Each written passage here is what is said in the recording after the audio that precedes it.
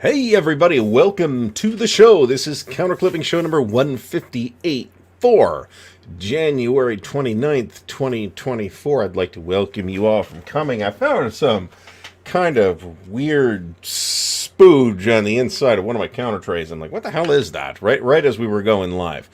So I do not know what is going on with that, but we'll figure it out in the fullness of time. It is all good. So tonight we're going to talk about learning and teaching war games. That's a topic that we have brought up before, but I figure it is worth revisiting in the light of new information and new folks here, and maybe tackle it from some additional angles that we have not explored in the past. So hopefully everybody is on board for that. So I guess before we get started, let's remind everybody to like the video, subscribe to the channel if through some unhappy mischance you are not already subscribed. If you'd like to help support the channel, there's a whole bunch of different ways to do that. So check out the links in the video description. The new hot way of supporting the channel is to buy the games you were going to buy anyway from Noble Knight Games. There's an affiliate link in the video description, and if you buy through that link, I will get a little bit of a kickback in the form of store credit. Now, I do not have an update on the campaign for North Africa because I haven't gotten new numbers yet, but everything's I believe we're going to be on target. Let me put it that way. Hopefully in the next week or two, I will have an update. Don't expect new numbers more often than approximately once a month, though. Let me put the ticker up. There's also a link to get a hold of me through email if you need to in the ticker, and a link to the Ardwulf Discord community, so feel free to hop on there. We are at the point now where we more or less have an ongoing conversation all the time over there, and I got to get back to people, so I apologize for you if you're one of those people I have not yet gotten back to. Where's the friggin' list of people? There we go. Okay, so before we go any farther, let's say hello. Let me pull the actual list up. Let's say hello to Alan Salazar, Alistair Logie, Bayonet Brant from the Armchair Dragoons. We'll have news in a moment. Bible Board Games, Bill Simone, Board Gaming Geezer, Brent McCabe, Brian Jarvis, Brian Gash, Chad Kennedy, Krusty Captain, Wendnard, Daniel McCord, Daniel Silverthorne, Grunyard, Rich Groucho, Marks, HUN644, New Iggy Crichtel, the legend himself, Fucko is here, Jason W., Jeff Beeler, Jeff Taylor, Jeffrey Wesovich, Jeffrey Edwards, Joe Okabayashi, Joe Mentum, Carl Crater from the Wargame Bootcamp, Kyle Harris, Lee Grant, Lynn Pratt, Manders, Mark G. Marty Sample is here, Meandering Mike, Michael Schmaus, Nang Waya, welcome back, Patrick of Patrick's Tactics and Tutorials, Paul Sin, Perry Sparopoulos, Philip Musket, Ray Musselman, Richard D. Fortuna, Rob Johnson, Rob Moffat, Rollo Baker, Stacking Limit is here, Steve O, Steve the NPC, The Command Tent, Tim Greenhaw, TLWND, not sure how we'd like that said, feel free to let us know. Todd Miller, Vicky is here, welcome back to the show, Vince Reeve, Vincenzo Beretta, William Aarons, William Boardman, and Wolf Dog, so welcome everybody to the show, and thanks for coming by this week. We are clipping, as you might be able to tell, Norman Conquest, the relatively recently arrived new Men of Iron game from GMT. It looks good. 9/16" counters. It is plausible. I feel like I gotta pull the 2.5mm clipper apart and give it a good cleaning, by the way. I feel like it is plausible we will clip the entire game tonight. It's 2.5 counter sheets of 9/16" counters. So it's a reasonably compact game. So, and, you know, it's a fun series, easy to play, Unbergian in a way, if you want to, you know, go by the Berg of the reputation rather than the Berg of the guy who actually designed games from time to time. So, special patron shout-outs to Alessandro Vitale, who signed up at the swordsman level, so thank you, Alessandro. And I got a message just before the show about Eric Hansen, and I'm like trying to figure out what exactly is going on with that, because I got an email and no notification. Thank you, Patreon, for not being clear on these notifications at all. So, Winter's Victory is here in the house. We are not clipping it yet for reasons you will find out sooner or later. Hopefully, that will be our unboxing video this week. But I do not make promises because there is a scheduling thing that has to occur before we can release that video. So, Vincenzo Beretta got Red Strike and Axis Empires the same day. Not only do you have the Wargamers block, but you got to get a new mail carrier because they probably have injured themselves. Stigler is here. He is finally happy about something. Hallelujah. He is finally delighted that Winter's Victory is here. The Sound of Drums Ilau should be coming along pretty soon, too. My assessment of that situation is that it is on its way to the U.S. fulfillment site. Some folks who are not in the U.S. have already gotten theirs. Jeff Beeler, I am not sure who you are asking this question of, so I'm going to assume that it is me. I have never once used scissors to do anything with counters of any kind. I will occasionally, if they're those kind of counters where I don't feel they're going to release cleanly from the sheets, for whatever reason, whether that's center nibs or they're just not die cut well or whatever, I will use a utility knife to remove the counters. So I will not use a scissors, but 99+% of the time I do exactly what I did with this thing, which is use this finger to poke them out of the sheets, and then we clip the corners, and then we're good. So I'm not a huge fan of overthinking it. Now, I have seen people get good results out of using rotary cutters and, avoiding the necessity to clip because they feel like the corners are going to be nice and square. And I have also seen counters to absolutely massacred using that method, that you shave off the top fifth of each counter in a whole row. So I don't feel like that's necessary, but I'm going to clip my counters anyway, right? So I have not, it has not been gone through yet. Let me put it that way. This may be the case. I am not positive that I have ever mutilated counters with a utility knife. I have absolutely done it with a rotary cutter. So I have a rotary cutter. I've been known to use it occasionally for stuff, but I'm not a big fan of using it for counters.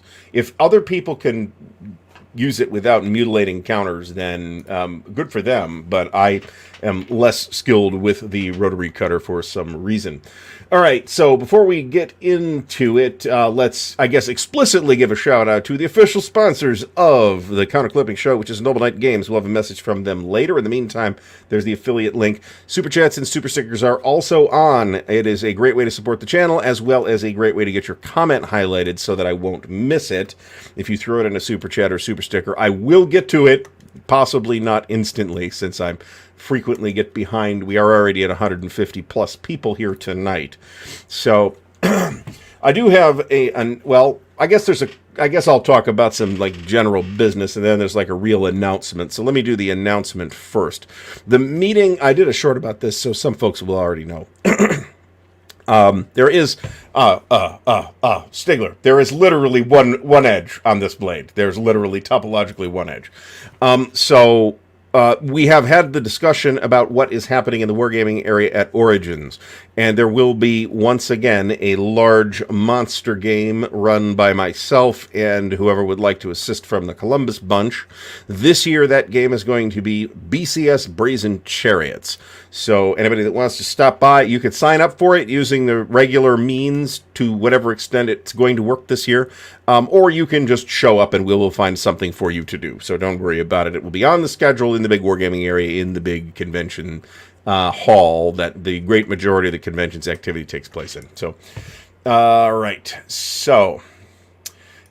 Chad Kennedy says the counter count on the back of the box to Winner's Victory is incorrect. There should be 11 sheets, not 12. Okay. I mean, I guess that'll shake itself out sooner or later, right? Winterson today has received his brand new deluxe corner cutter. So this is so we talk about this a fair amount because people ask about it. So there's technically four different sizes of corner cutters available from Morgan Laminations in two different models. This is the non-deluxe standard or heavy-duty model. This cost about $10 less than the deluxe model, which is this one. These are both 2.5 millimeter corners. I feel like I get a little more rounding on the deluxe, but I don't typically care.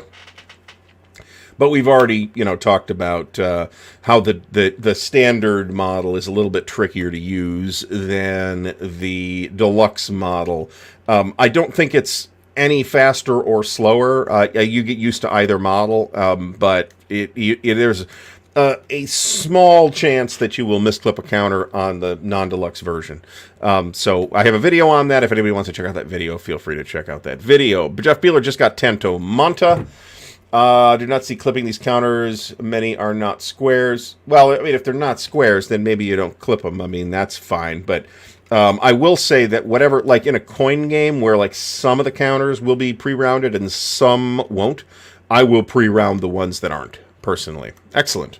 So Carl says he got the new enemy. I believe that the actual title, I think, is The Enemy is at the Gates. If anybody says Enemy at the Gates, I'm going to think they're talking about either the movie or the previous gamer's title in the second game in the OCS series.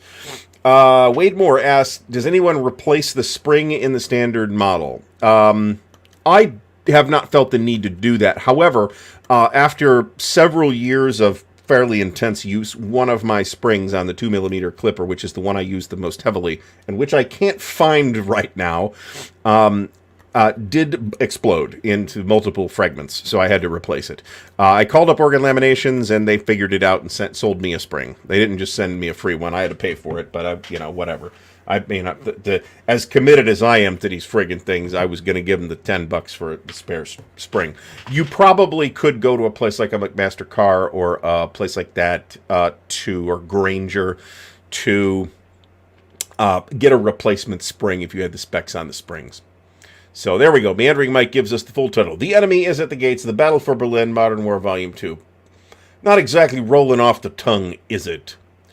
The 2.5 millimeters measures the radius of the rounded corner that you are getting. My typical recommendation this is a good idea, and I've got a bag of these. I don't see any reason why this couldn't work. In fact, if you use the upgraded springs, that might be a very good idea. Brian Jarvis, what Brian Jarvis is referring to is this trick of gluing dice inside the handles of the deluxe clipper. Don't do it the way I did it. This was half-assed. Just one die. One die is good. And what that will do is that will prevent it from closing all the way, so that it will put less mechanical stress on that hinge point inside. Just use one die. I put 2 dice in. It was like I wasn't getting enough cut, so I had to hack this off with a hacksaw and grind this off with a belt grinder, and it was a big pain. And I super glued them on, so they're basically never coming off. So 1 die is sufficient. It does not guarantee your clipper will not break, but it probably lessens the extends the lifespan. Let me put it that way. Just to cover this, if you are only going to buy one clipper, I will typically recommend the 2.5 millimeter. I think it is the single most versatile size. If you really are like committed that you want your corners really tight, maybe you get the 2 millimeter. The 3 millimeter, honestly, I don't think the 3 millimeter looks good on any counter smaller than 1 inch. Maybe it looks fine on a 3/4 inch counter. I'm not sure I have any games with 3/4 inch counters. I mean, the majority of stuff I clip is 1/2 inch counters. So, I have been using the non-deluxe, the standards for many years at this point, and I feel like I misclip one in every several thousand counters. So, Stigler, I have literally done a complete expose on this exact topic, and I send people to that video all the time. Super Bowl matchup. Who is it? The 49ers and the Chiefs? Yeah, I don't care. I'll watch the commercials on YouTube. I'm not even going to waste my time watching the game. So anyway, I mean, it could be a good game, but a suitcase full of money could fall out of the sky and land in my lap too. But that hasn't happened yet either. My position on the Super Bowl is I don't care. So there we go. So anyway, let's. And we're drinking once again Basil Hayden's Kentucky Straight Bourbon Whiskey, bottled at fiscally responsible 40%, let me put it that way. Perfectly serviceable whiskey on the rocks. And it's not awful on neat. It's just, I'd rather, if I'm drinking it neat, I'd rather drink scotch. Or some of the rum that I have, or frankly, even sometimes, maybe even tequila. If it's the right tequila. It's got to be the right tequila. And for me, the right tequila is Don Julio Añejo. It's roughly $60 a bottle. So, I have experimented with clipping the Blue Panther counters. And I did get it to work. It is in no sense worth the trouble. The Blue Panther counter, I mean, understand that the great majority, there is an exception or two of this, but the great majority of Blue Panther counters, the games that those counters are included in, are not the kind of games where I'm going to have to worry about significant stacks or crowding or anything like that. So generally speaking, it's not a thing I feel compelled to do, even as committed a counter clipper as I am. Nothing wrong with Black Russians. I personally prefer Black Russians over White Russians because I do not wish to mix dairy with my alcohol. That is a personal choice. Glenmorangie Nectar D'Or. This is very good. Do I have some up there? I must have finished it. So apparently not. No, that is a Glenmorangie that is finished in French wine casks of some kind. And it's quite good, and I did actually have some at the New Year's party. I mean, that's not the solution. The solution is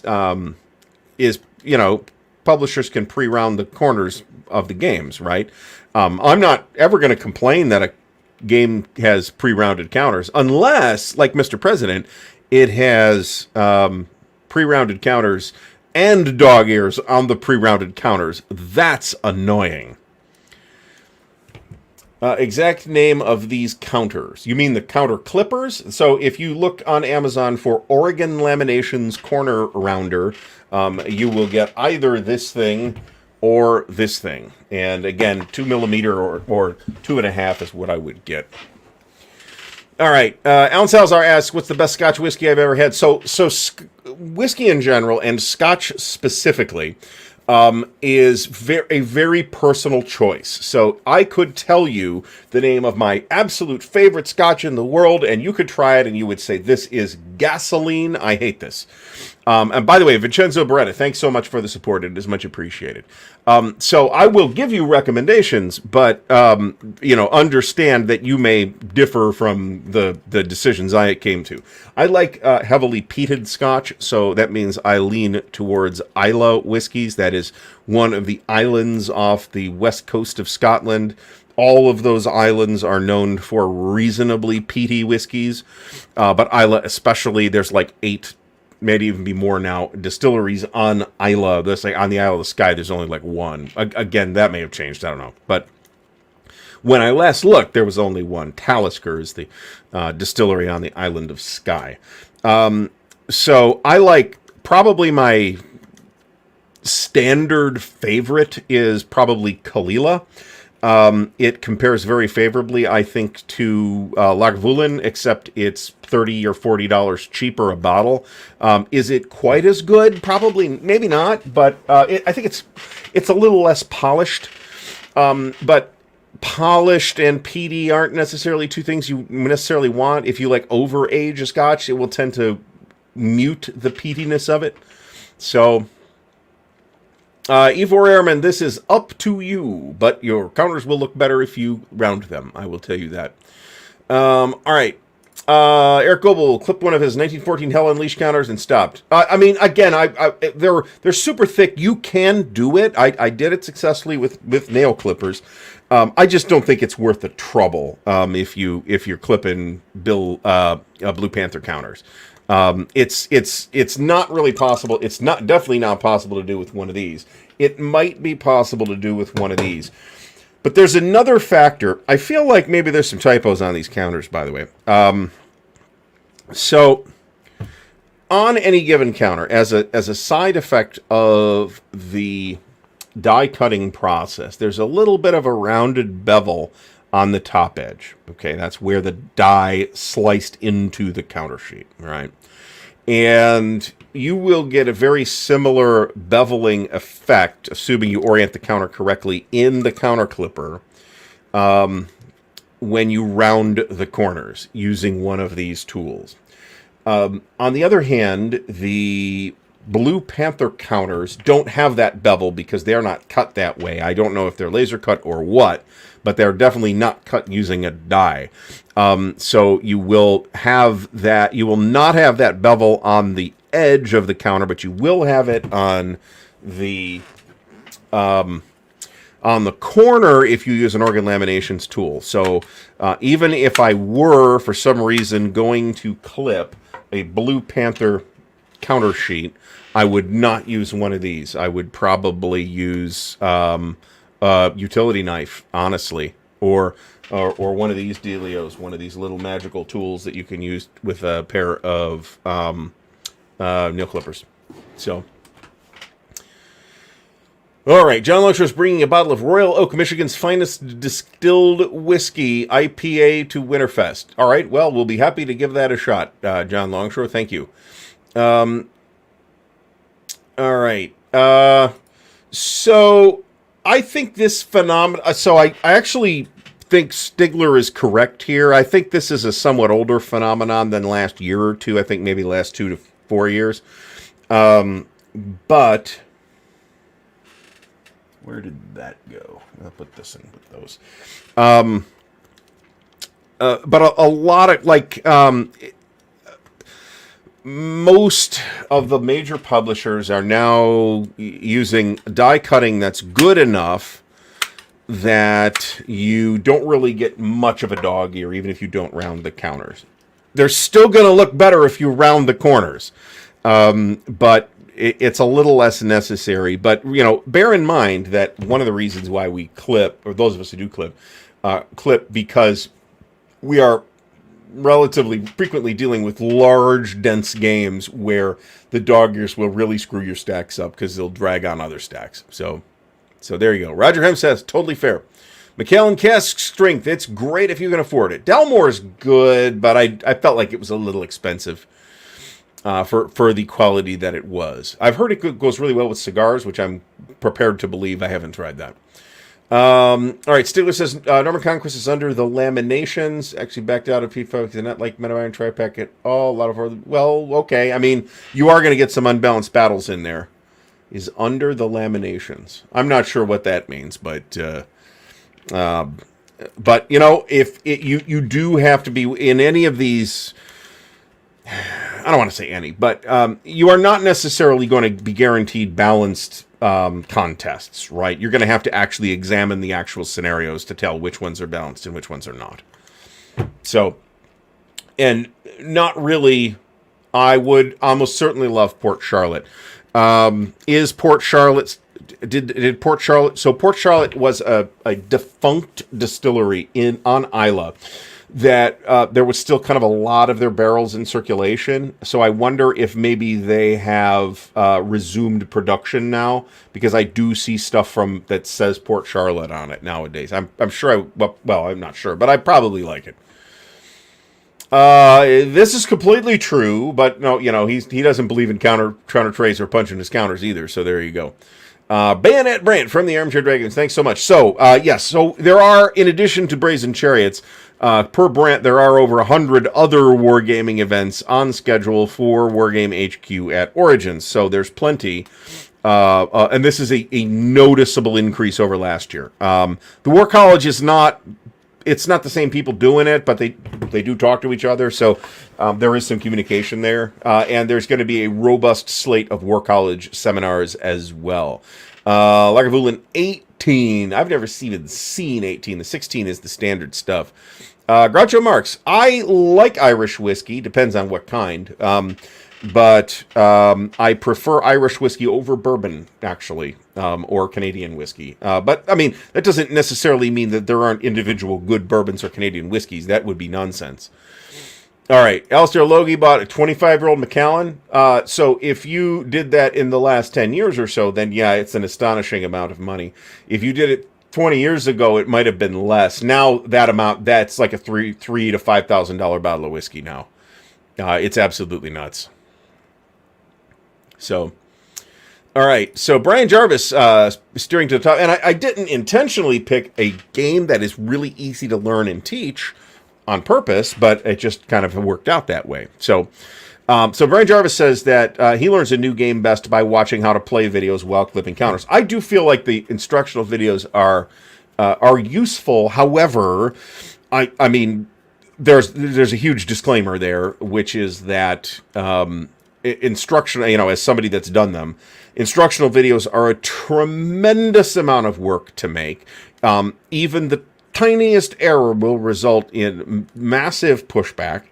And that's somewhat understandable for an instructional video, but at the same time, it's annoying as a person that does it. It's tremendous work, and as a result, there's not really that many people doing true instructional videos.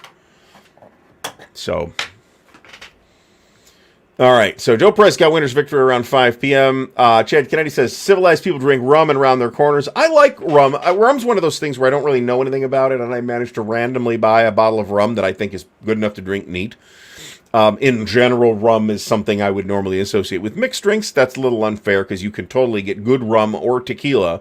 You just got to know what to buy. And if you don't, then you're going to be in a situation where I am with like wine, where it's like, I don't know what to buy. I spent $25 on a bottle of wine one time. It was piss. So never again. I will happily spend twice that on a bottle of whiskey, but I'll do the legwork and I'll know what I'm getting. So, all right, there we go. The circumcision. Never play war games with uncircumcised counters, I always say. E4 says the box was not as good as expected. Find GMT box is more sturdy. Some of the extras were on very light board and not sturdier board. What are we talking about? About Norman Conquest? Because I didn't really notice that the box. Maybe this box is a little thinner than other recent boxes from GMT. Although I certainly don't feel like it's thin enough that I'm going to write a letter of complaint to them. So. All right. Frank says that NFL football is an excellent way to introduce sports fans to war games, especially if you use I Read Hardy scrimmage game from SPI. Fair enough. There is, just to get this out there, and this isn't a topic we'll be exploring this evening, if ever, there is more crossover in temperament between wargamers or D&D players and sports fans than we might otherwise expect there to be. Let me put it that way. Like I said, I do not propose to explore that topic tonight, but that same like sports fan where it's like, okay, there's that dude in Cleveland and it's 2 degrees out and he's not wearing a shirt and he has painted himself orange. That's a serious aficionado, right? And we see that in gaming too, not just war games, but in gaming in general. So I could probably I feel like I've thought about this about, I just can't figure out what to clip tonight. Screw it, I'm not going to clip anything, and I've never actually done that. Now I have certainly not paid very close attention to clipping from time to time. That's going to happen. Half-Ass Gaming. So come to Origins, John, and we will be playing BCS Brazen Chariots. There can be stacks, but not big stacks. It also helps if you have those off-map cards to help organize the things like prepared defense and artillery points and all that stuff. All right. All right, Cal Harris says the young Dalmores are under $50. Not here. They're not too much more than that, but about 60 to 65 normally is what I normally see Dalmore at. That's why I bought, because I can buy Lefroy for 55, and I'll take Lefroy over Dalmore any day. But that's a personal preference thing, right? Joseph Syverson, thanks for stopping by. Mentions that clipping also reduces corner fraying due to wear. Yes, and I think this is true, and I also agree that I would worry less about Blue Panther's counters fraying in this manner, is that because they are so sturdily constructed that you're just not worried about it? Or is it because you feel you're unlikely to play any of the games printed by Blue Panther that many times that the counters are realistically going to wear out? That is a curious question. E4 Airman says the maps in Winter's Victory were okay, but a little light. I mean, it's a battle that happens in February, so it's supposed to be light. I am happy that they reflected the fact that it's a winter battle on the maps. A lot of Bulge games don't, for example. Brant got a spit take. Major milestone achieved. The whole thing is gorgeous, and I'm not talking about my copy. I'm talking about the copy I saw on a table at Compass Expo. Stingler says that the game can be unbalanced even if the battle isn't. I mean, that's true, but it's a little harder to do in a tactical situation where, the result on the field is the result on the field, right? You leave the table knowing who won the battle. That may or may not be the same person who won the scenario. So, I mean, certainly this is true, but I think there's some nuance here as well, especially with tactical games. Matt Van Wielden, if people are worried about unbalanced battles, why are there so many Bulge and Pacific Theater games? So yeah, I think this is correct, Perry Spiropoulos. I think this is pronounced Bruchledi, which makes you Scottish, just more Scottish, just to say it. But I think this is true, but like I said, I don't know if it's like really Port Charlotte anymore, if it's just a brand that Bruchledi has. So, I mean, this is true too. Most battles are not balanced, and a real historical commander out there looking for a balanced battle is a sucker. So, Three Crowns Games counters. I don't have any of their products. Let me put it that way. And I will take your word for this until I see them and judge for myself. Off-topic topic. Yes, we could do a show on that, off-topic topics. That's a great idea for the show with Dan, actually. On the topic of the show with Dan, we will be on tomorrow night talking about the joy of wargaming with our special guest, Mark Ruggiero.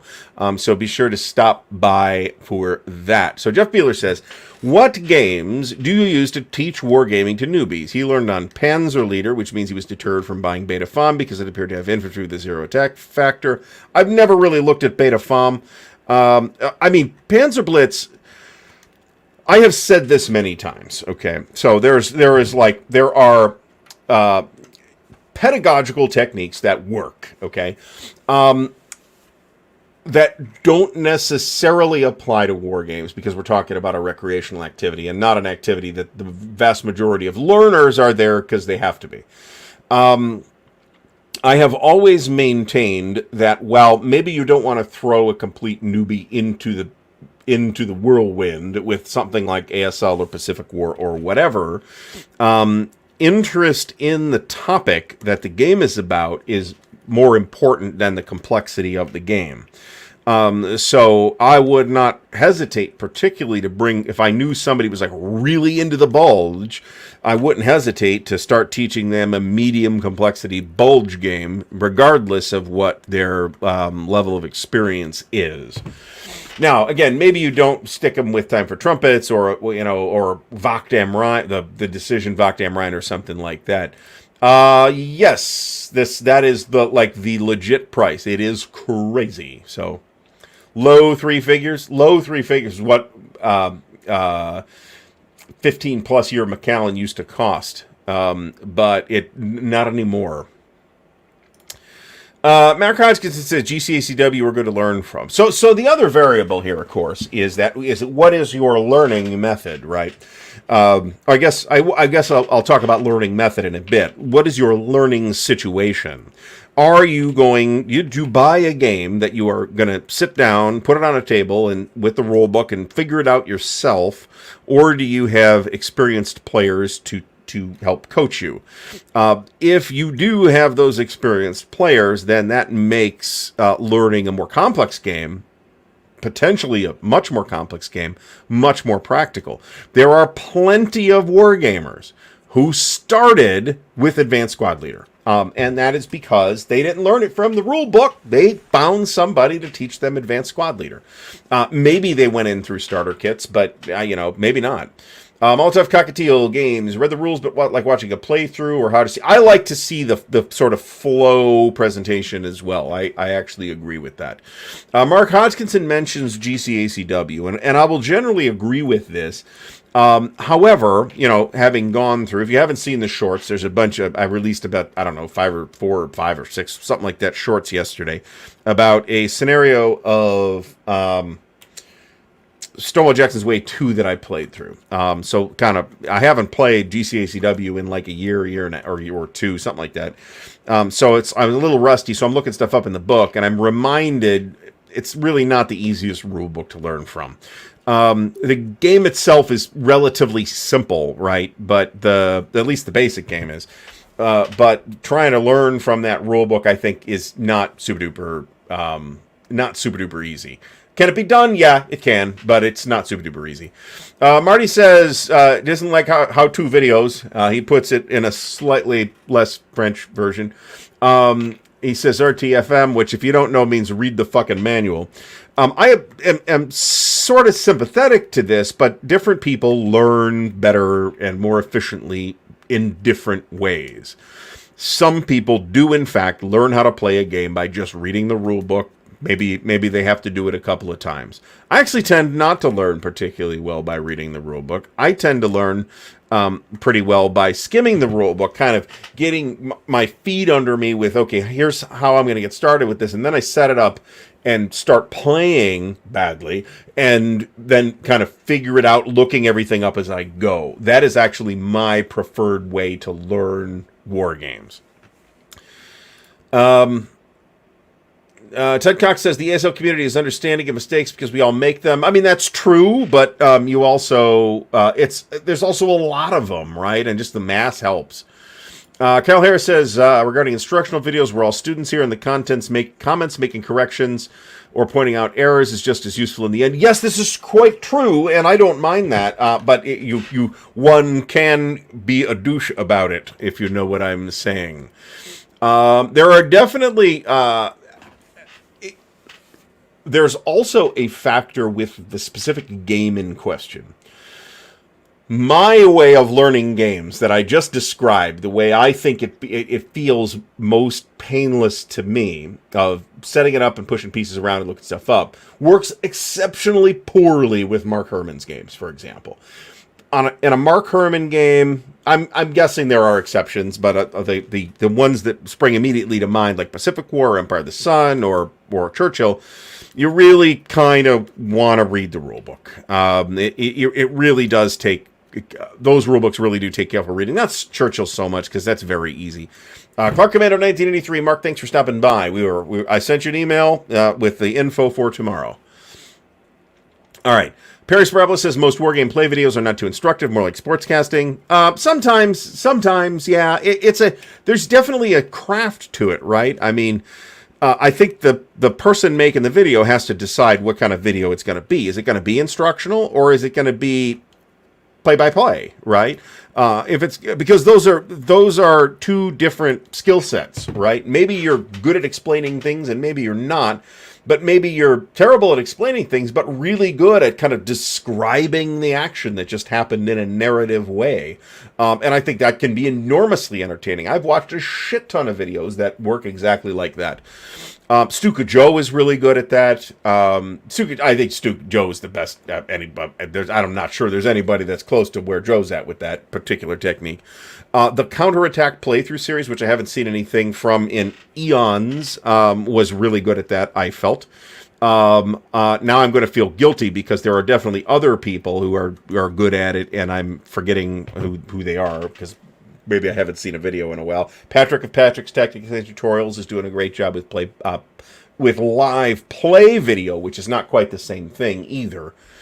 Worth pointing out. All right, so Ray Musselman likes watching gameplay, but at some point you have to read the rules. I mean, yes, that's absolutely true. You do actually have to read the rules at some point.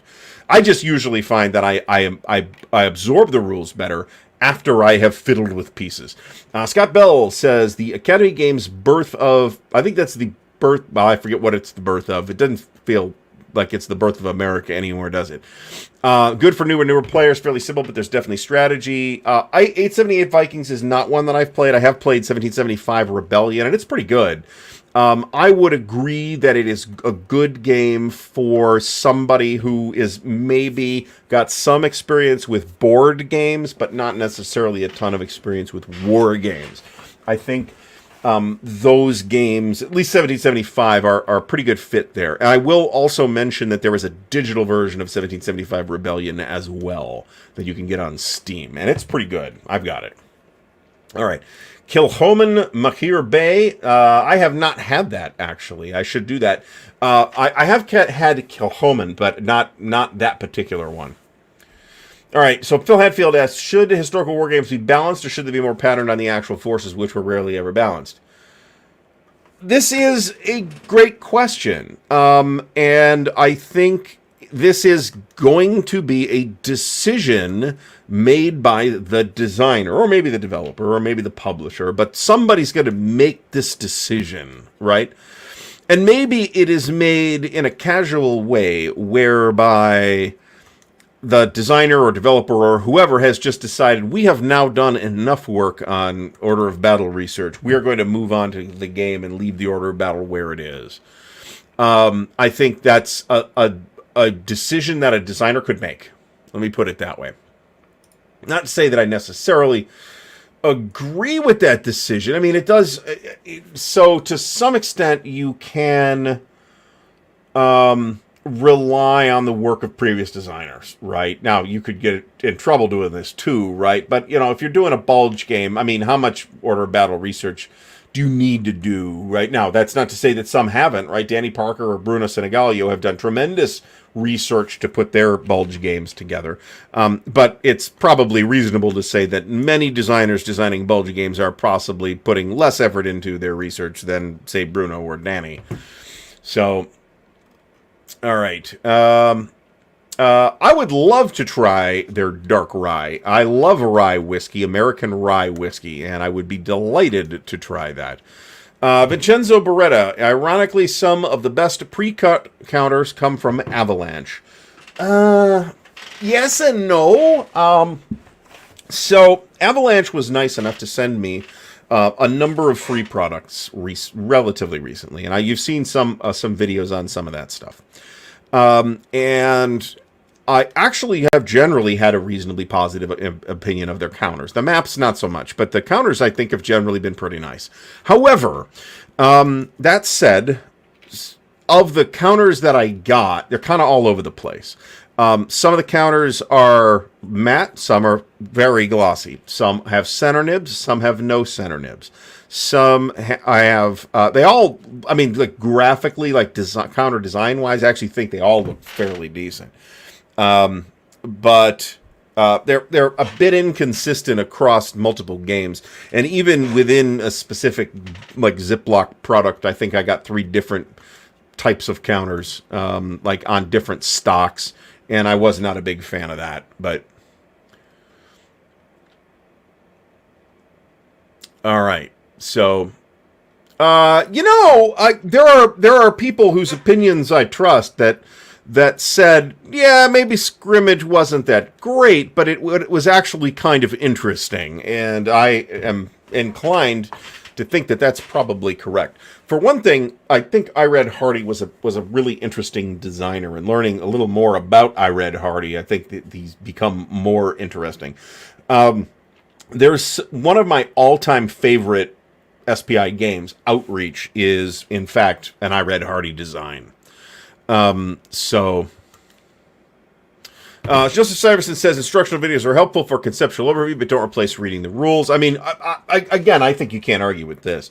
What I do think, to touch on something that somebody said earlier, is that a video to me is not necessarily useful because it is going to teach me the rules. What it will do, if it's a good video and I find it comprehensible, what it might do is give me a better sense of the game's tempo. And I think that can be very valuable. And that is something you will not get necessarily just by reading the rulebook. E4 Airman says, Norman Conquest has a better box than Winner's Victory. Winner's Victory is in a 3-inch box, and E4 Airman is forgets that Norman Conquest is a 2-inch box. I do think the cardboard's a little thicker on Norman Conquest, but maybe it's not quite as thick as some of the recent GMT stuff. But, I mean, I have zero complaints with component quality for Winter's Victory. Let me put it that way. And you'll see it when we get to the unboxing video. If I don't get that unboxing video done in the next 2 to 3 days, you're going to see it anyway, let me tell you. So, all right. Patrick says that instructional videos are the first step. They should lead to replay videos. This is another good point. And there's nobody really doing this. Patrick is probably farther ahead on this than I think anybody else in the sense of doing both instructional video and playthrough video. I do think that those two things can be combined to be a very powerful teaching tool. And I didn't do that in any of the instructional stuff that I've done. I'll also point out, in case I didn't say this already, that Winner's Victory is printed.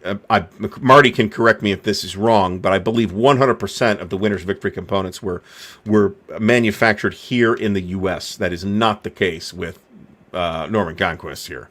That's not a diss on GMT. That's the economics of the situation. But, you know, it is what it is. So,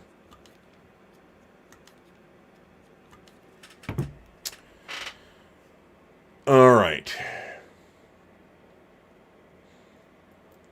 All right, Vince Ree, clipping has recently acquired SPI's Next War. Nice pickup. Yeah, I didn't. It's one that I got rid of, and I mean, I know exactly what so in the mid 90s, perhaps, I traded my, what I recall that it was punched, because we did monkey with it a little bit. I wouldn't say we played a full game of it, but we did monkey with it a little bit. I traded my punched SPI Next War for a copy of Empire of the Petal Throne.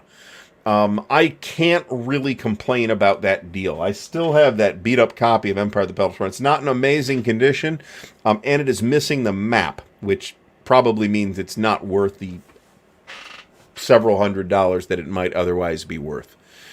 All right, Jeff Taylor says, likes the rules, read the rules chronologically by the sequence of play. I like to do this too, but, you know, sometimes this doesn't work due to the way the rulebook's written or due to the way the sequence of play is itself structured. So, for example, you know, to reach back, so if we have a game like, let's use Third Reich as an example. Or World in Flames. I mean, there's plenty of examples, but whatever, right? So let's take Third Reich, where you have, here's the sequence of play. You've got this phase, this phase, this phase, this phase, this phase. You do everything in a kind of a very structured procedural way, right? You do everything that happens in a specific place in the sequence of play. On the other hand, you have a sequence of play that's more like GCACW or BCS, where it is much less structured, where you have, like, here's some stuff that you do at the beginning, and then here's some stuff that you do at the end, and then in the middle you have an operations phase or an action phase or whatever it's called, where you do a sequential series, or Victory Game Civil War, where you do like a series of activations, of individual activations that all together comprise that huge chunk of the turn, the sequence of play. So I agree with Jeff on this, but some games don't lend themselves well to that strategy, and that's not necessary. I'm looking for baggies here. And sometimes that's just due to the way the rulebook is written, and sometimes that's just due to the way the game itself is structured. I have heard nothing about Mark being at Origins this year. I have heard that Mark intends to be at WBC. You will get to see and play with lots and lots of designers at Origins, though. David Thompson will be there. Reasonably sure that Jason Matthews and Ananda Gupta should be there, I believe. Off the top of my head, Brant can actually give you the entire list of people. Kevin Bertram, I expect Kevin to be there. I haven't actually heard that, but I would be surprised if that's not the case. I will observe that, maybe intentionally and maybe not, that Winter's Victory has the exact same initials as Wellington's Victory, on which it is inspired, let's say. Mark will be at, I know Mark will be available, I should mention this too. This weekend, Saturday in fact, is the San Diego Historical Games Convention, Winter Quarters or whatever it's called. I will be doing the wrap-up show on Saturday at 10 p.m. Eastern Time. That's 5 p.m., 7 p.m. Pacific Time. So there's tons of events. I know Mark will be present and active at that. Volko will be there. I mean, there's going to be tons and tons of prominent people there, as is typical. So I don't know anything about this. I don't own the physical game. I only own the digital version of 1775. I have played the physical game. News today. I don't really have news. I pretty much gave you the news, which is that Brazen Chariots will get played at Origins. So, all right. Joe Perez says that Winter's Victory reminds him of Wellington's Victory down to the cavalry. I don't think so. But then again, I have Joe, you may be recalling SPI's Wellington's Victory counters. I don't have SPI's Wellington's Victory. I have TSR's Wellington's Victory. And while I believe the map is basically the same, I'm not quite sure about the counters. For the record, I also did not like the decision version of Wellington's Victory. Now, this is not a statement about the game. I have not played it. I have only looked at the map and counters. And I did not like the map or counters. The map is nice, I guess. There's really nothing wrong with the map at all, but the counters I just didn't care for. And I guess I'll point out, and this is many years old at this point, and this might be why, that I don't really like the decision counters for Napoleon's Last Battles either. That's still available as well. So, I mean, I feel like this should be some kind of Christmas celebration of some kind, right? The Scottish are not responsible for this. The English have done more damage to the English language than the Scottish have. The Welsh, on the other hand, are guilty of many linguistic crimes. So, all right. Okay, so if anybody doesn't know, some but not all of the Axis Empires Ultimate Edition rules are on the Decision Games eRules site now. I think the only thing that's not there are the charts and tables, of which there is a shit ton, and the Dice of Decision rules. I think everything else is there. So,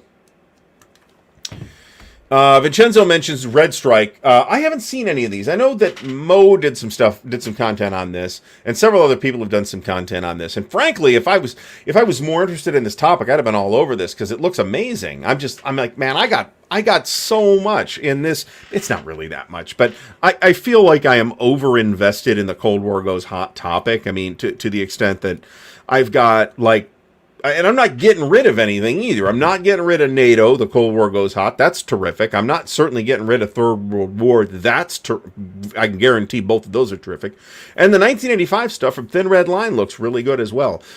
Between that and then the air naval stuff, I've got that South China Sea stuff from, is it called South China Sea? Or am I mixing that up? No, it's South China Sea from Compass. And that looks pretty good for air naval stuff. Not even particularly complicated. So I feel like, and at some point, a copy of Red Storm might show up. I don't know what the hell happened to my copy of Red Storm. Maybe I gave it away. I don't know. But if I did, it was dumb, because I have a bunch of add-ons for it that I now have no use for. But I just feel like I've got more Cold War goes hot stuff that I need, right? I mean, I'm the same way about, say, North Africa, right? I've got a number of North African games that I think are amazing and I'm not getting rid of, like Brazen Chariots. And frankly, I'm not getting rid of War in the Desert or Desert Fox de la or any of that other stuff either. I just don't feel like I really need more Western Desert games. You know what I'm saying? All right.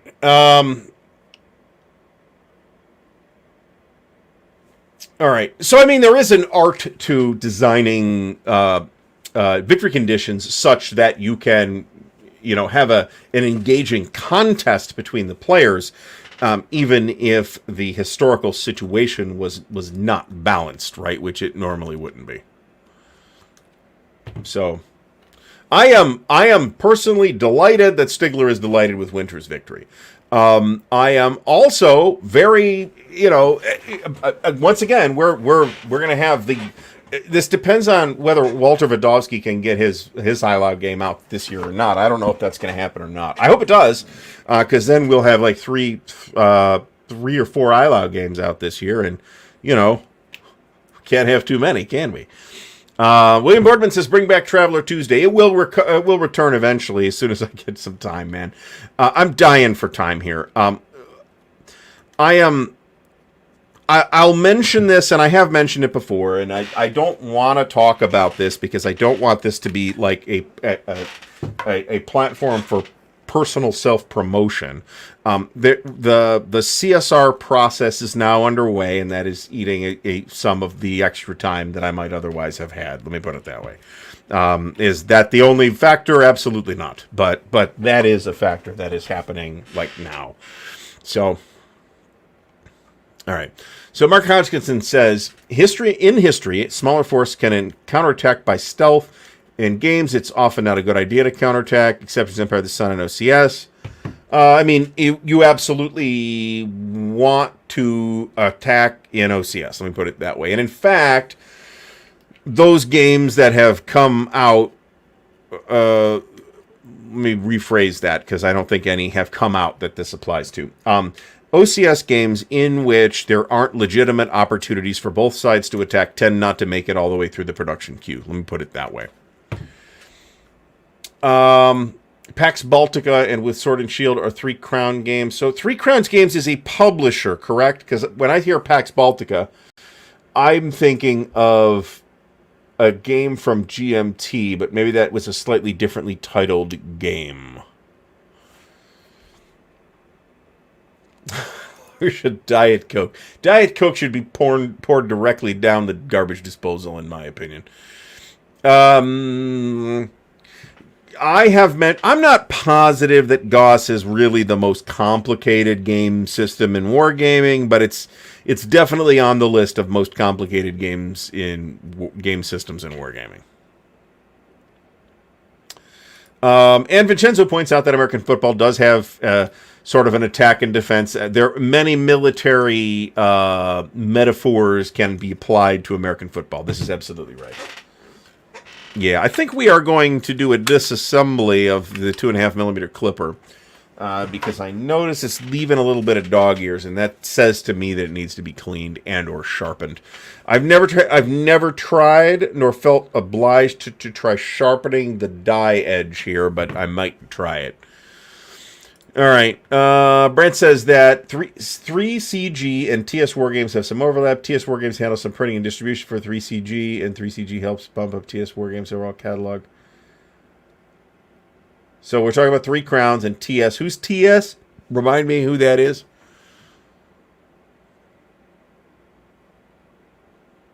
Glenmorangie 18. I'm sure I've never had that. I'm sure that's good. I like Glenmorangie in general. I like the regular $45 Glenmorangie, the 10-year. So, I mean, I will. Let me think about this as I'm beginning to say it. There was probably a time, maybe 8-10 years ago, something like that, where I would almost always buy a game after I did a lot of research on it, up to and including watching videos and looking at Consum World and stuff like that. I actually feel like I do that less now. That may be just like my own increased comfort level with pushing buttons that maybe I didn't need, to think about it quite as hard. That may also, there's also probably sort of a networking factor at play as well, where I now have a better idea of where I can go get stuff than maybe I had before. So there's probably a factor there.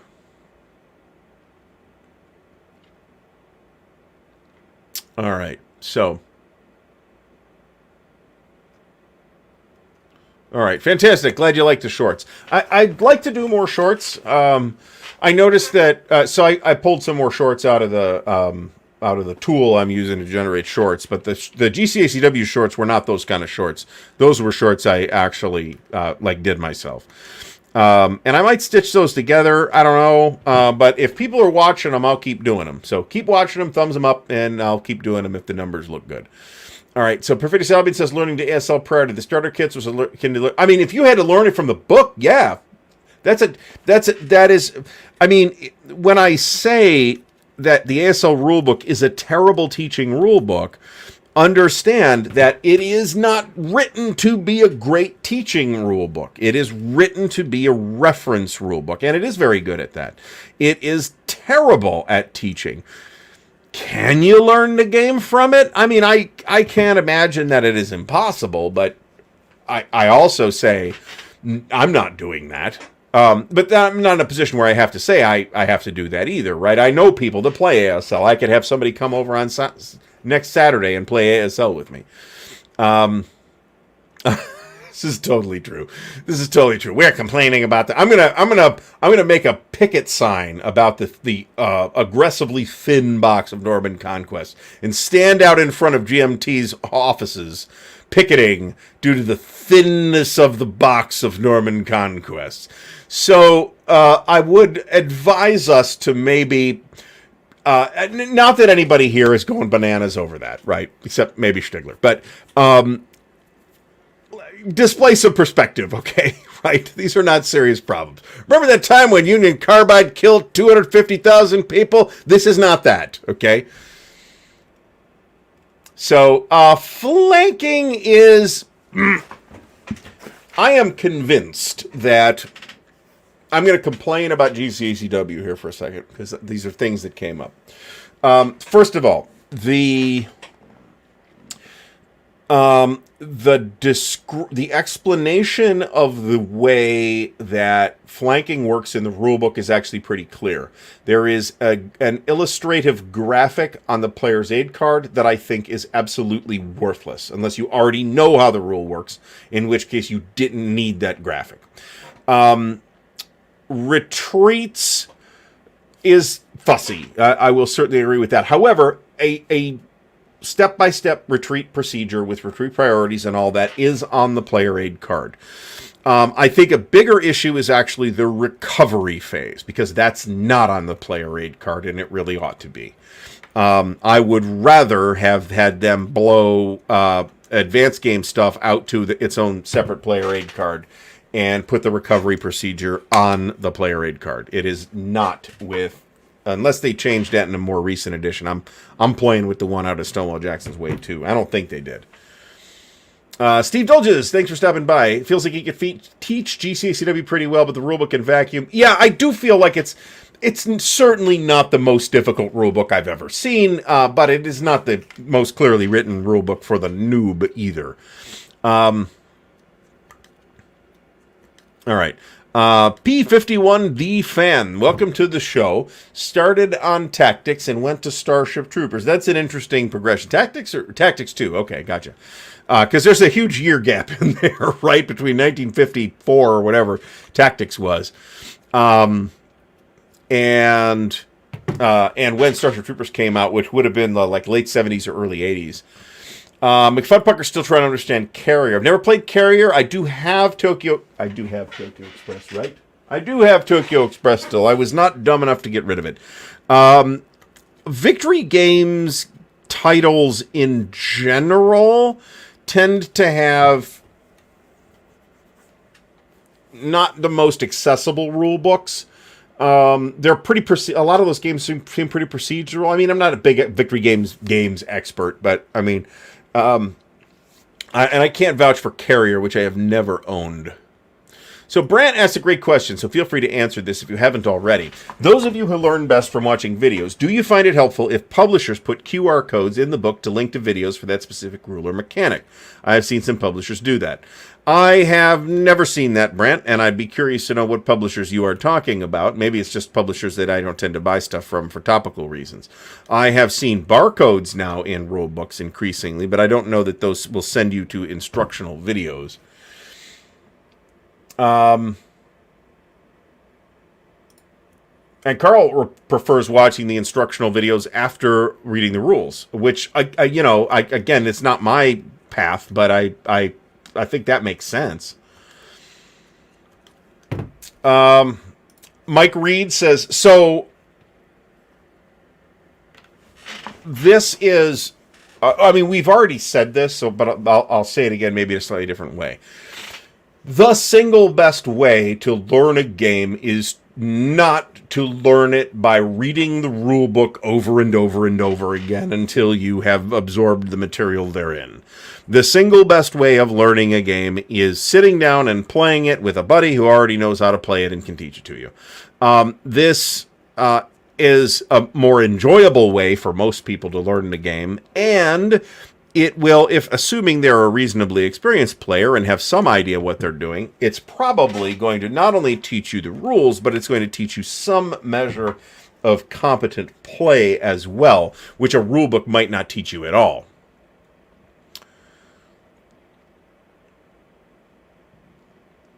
All right, so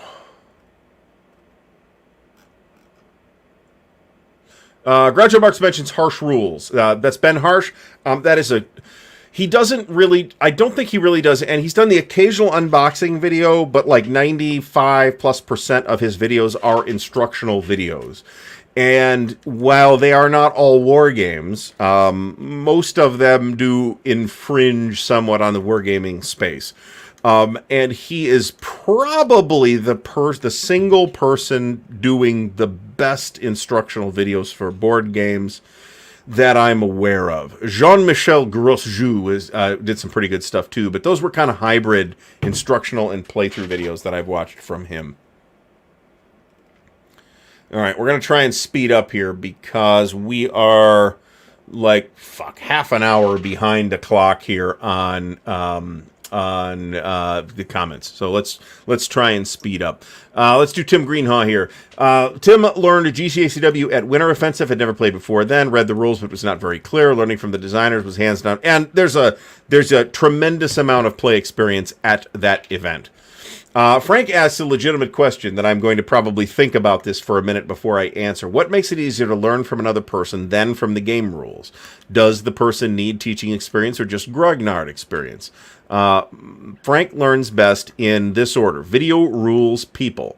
I mean, everybody learns differently, though, right? I think this is a legitimate question to ask, and I don't know that I have a particularly strong answer. I can say about, this is what works for me, and here's what I have seen work for other people. But I do think it's going to be different, right? And I think, one of the challenges of education as a larger topic is this exact thing. Different people learn in different ways. All right, so let us really quick take a quick break while we hear from our sponsors. That is Noble Knight Games, the official sponsors of the Counterclipping Show. Thank you, Noble Knight. Take it away. Here at Noble Knight Games, we've been carefully growing the world's largest selection of board games, role-playing games and dice, war games, miniatures and paints, card games, and more. Going on 25 years now. Our rustic castle contains more game and hobby goodness than you can shake a stick at. Complete with careful packaging and the finest customer service the land can provide. You can buy, sell, trade from anywhere in the world, just like nature intended. Noble Knight Games. All right, so thank you, Noble Knight, once again, the official sponsor of the Counterclipping Show. Joe Perez has mentioned the Tabletop's Edge for BCS videos. So those are, let me be clear about this. I'll say this up front so I don't send a mixed message here. Those are spectacular spectacularly good videos. And anybody with any interest in that topic at all, anything that touches that topic, BCS or the Bulge or whatever, should watch those videos. Doug, however, is not necessarily intending to teach the game rules via those videos, but it is an outstanding presentation of the game's tempo, and along the way, you will learn quite a bit about the game's rules as well. So those are fabulous videos. All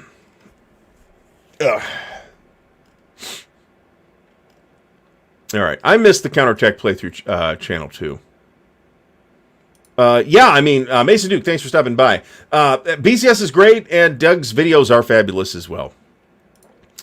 Kyle mentions, and several people have mentioned Patrick's tutorials for GCACW. Patrick is doing a fabulous job with GCACW, and in fact, that is one of the reasons why I dropped the idea of doing tutorial content for GCACW, because I dicked around for so long that Patrick came along and started doing it better than I was going to do it anyway.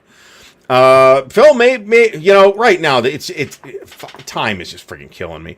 Talk to me in a couple of months when I've got you know, the CSRs are taken care of, and the summer convention season is at least the end is in sight. I agree with this as well. Ken Coleman mentions physically moving the counters in parallel with a playbook or extended example. I never play through the extended example just as a thing to do. I will sometimes read the extended example because I think it is enormously valuable to do so, assuming it is a well-done extended example, don't get me wrong. But I have never once actually played through the extended example. And I guess I'll mention, and you know, this is one of those reasons why I want to, there's some channel improvements that I want to make.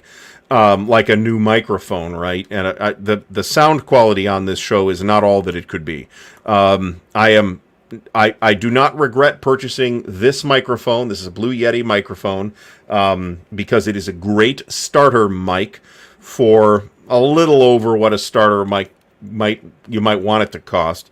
But I've been doing this long enough that I should be working with better equipment than the starter equipment. So that is one of the things why, you know, that I would like, you know, support will be going towards channel improvements like a new microphone and a new camera, and hopefully eventually a filming rig that will sit above the new game table so that I can very easily do videos on that table. That would be great. So Bob Kowalczyk, thank you so much. Much appreciated. He really likes it when there's an extended example of play included with the rules or part of a playbook. I think this should be totally considered standard, and I think it is a mistake whenever a publisher leaves this out. Let me be crystal clear on that. Rollo Baker says, overhyped mechanics and multiple modifiers equals errors even by the experts. I am not 100% clear on specifically what game we are referring to here. Unless it's BCS, in which case it is reasonably susceptible to errors because there's, you know, but it's like there's like 6 modifiers and that's it, right? So it's not like you got 150 modifiers.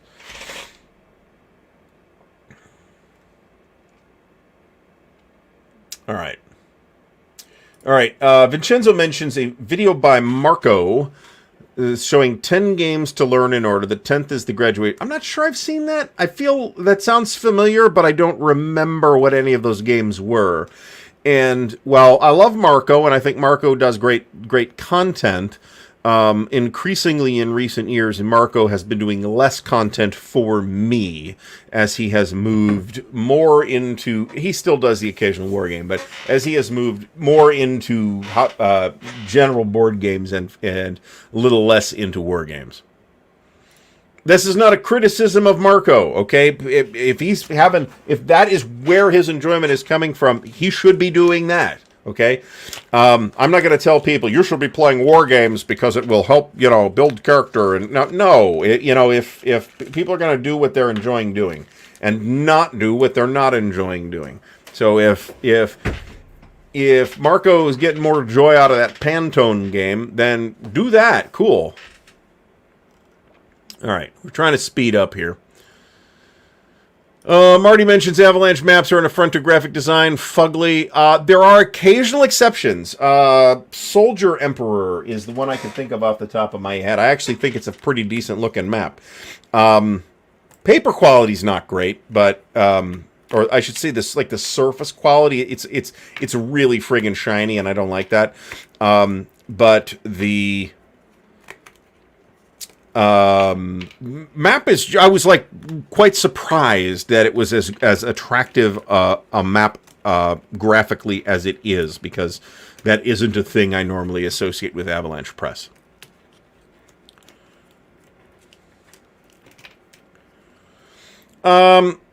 I mean, okay, so Stigler says, discuss the preference that going into a game, both players be well prepared on the rules, or take a laissez-faire learning approach. Okay, so I think, and I kind of think this is where Stigler's going with this.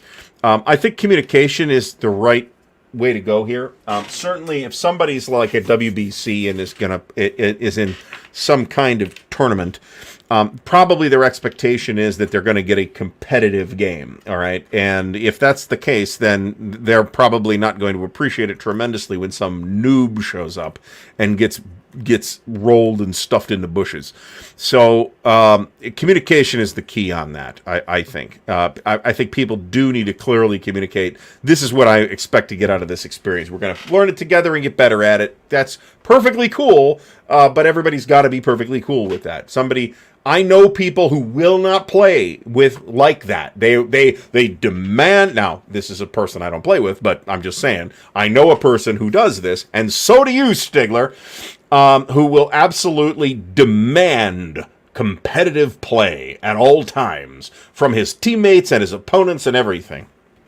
I don't play with that guy, but it is a thing that happens. Hexy, thanks for stopping by. You probably stopped by 45 minutes ago, so I apologize for missing all the chat. This is correct. For those who are struggling with this, there's a Axis Empire section on the eRules site on Decision's website. That is not where the Ultimate Edition stuff is. It's under Miscellaneous instead, which is weird, but I see why it's like that. Vince Reese says that Scrimmage was an unadulterated dog. So I am going to take the position that I need more whiskey, first of all. That I'm going to draw a distinction between a game that is an enjoyable experience, okay, which Scrimmage might well not be. And in fact, I'd probably bet $5 that it's not. A game that is just a lazy piece of garbage, which I'm not sure Scrimmage is. I have no opinion on it. And a game that is perhaps not enjoyable, but nevertheless has some interesting things going on in it. Either, interesting mechanics or interesting ways to model history or whatever. And I suspect that Scrimmage might fall into one of those categories. That isn't just, it might be a stinker in the context of it's just not a great game to play or a fun experience. I'm okay. But that doesn't necessarily mean it has nothing to offer. But what it has to offer might not be enjoyable play, right? Now, that's not a recommendation that somebody goes and runs down copies of Scrimmage. By all means, if you want to, go ahead. But they probably printed 20 or 30,000 of them, so there's that. Joe Prez mentions Avalanche Press has been bouncing back from multiple counter printers, extra thick, nibs, glossy, no nibs, all that stuff. Yeah, this explains what I saw. Remember, people had different learning styles. I have already said this multiple times. I agree with this. All right, Vincenzo says, in his opinion, the best way to learn a game was to follow the turn sequence and order and play a turn. I think this is often good advice, but there are some games where this will be less useful, either because of the structure of the rulebook or because of the structure of the turn in the game. So, and this has probably been addressed already. Marty says Winner's Victory is in fact printed in the U.S. and the game box is the single most expensive component. I believe that. I'm not sure that's true anymore. for games printed in China, but it historically was the case for games printed in the U.S. back in the day.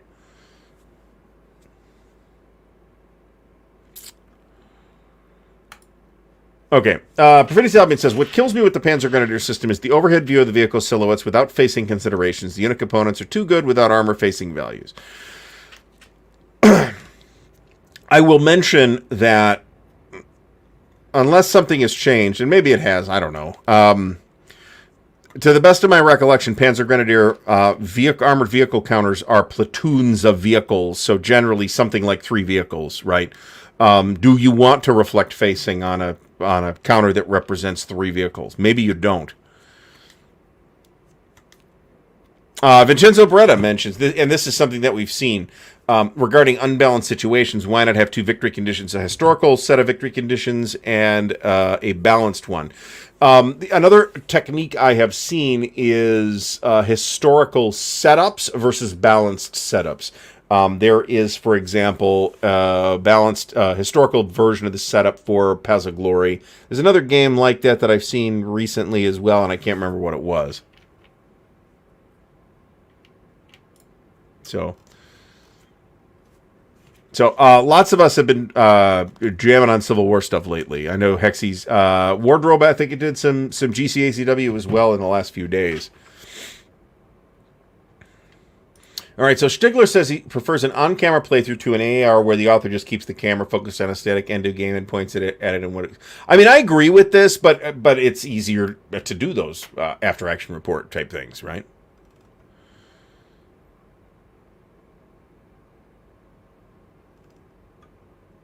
Okay, Winterson asks, is the Blackbeard version of GMT better than the old Avalon Hill version? All right, so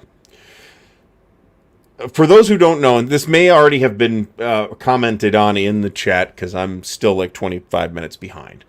Even though they are the same game, the same title, by the same designer, on the same topic, Blackbeard, the 2 games by Richard Berg, Blackbeard from Avalon Hill and Blackbeard from GMT, should be regarded as 2 completely different games. Other people might tell you something different. However, in my opinion, the Avalon Hill game is far superior. It has its issues as a game experience, especially as a multiplayer experience, but I think it plays wonderfully solitaire. It's like a pirate simulator. The GMT version is much less that. I think the Avalon Hill version is the far superior game. Then again, I have played the Avalon Hill version and not the GMT version, so you know, let that bear that in mind. So you know, John, you mentioned this not terribly long ago, and so I've said this before, but I'll say it again. There's no shame whatsoever in saying I am just not really loving this tactical stuff. If it's not working for you, it's not working for you. And to be fair, GBACW is pretty deep into the Civil War tactical pool, right? Is there a more complicated Civil War tactical system than GBACW? Maybe, but I can't think of it off the top of my head. So I say there's no shame in that at all. But if so, find something that you like better and play that, right? If that's GCACW, awesome. GCACW is awesome.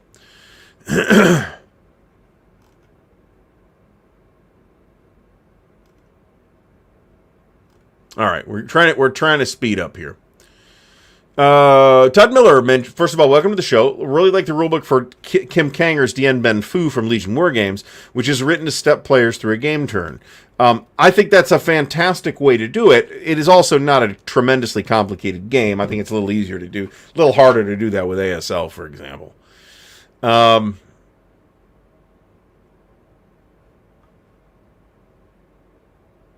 All right, so Brandt clarifies that Origins game designers that we have coming that we know about are Jason Matthews and Andy Gupta, Bruce Maxwell, David Thompson, Kevin Bertram, Tim Densham, Jim Werbineth, Ian Brown, and Jim Snyder.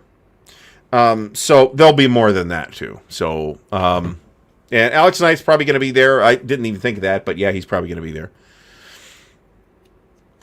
All right. There's nothing wrong with this. I mean, I don't do it this way because I'm too OCD to do it this way. I just say, you know what? Here's Norman Conquest. I'm going to clip Norman Conquest tonight. I'm probably not going to finish it. I'm probably going to finish these French guys. Are these French guys?